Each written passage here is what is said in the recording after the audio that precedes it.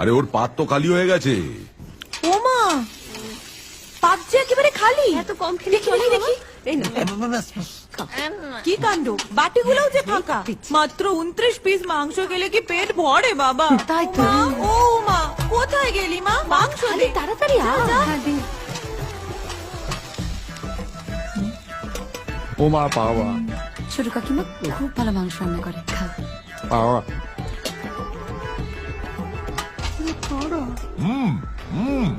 শুরু করো।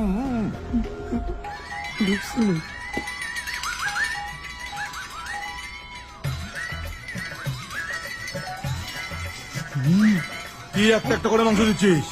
বালতিটা বসিয়ে দে। দাঁড়া তো, ভালোবেসে আদর করে খাওয়াচ্ছে মা, তাতে হচ্ছে না।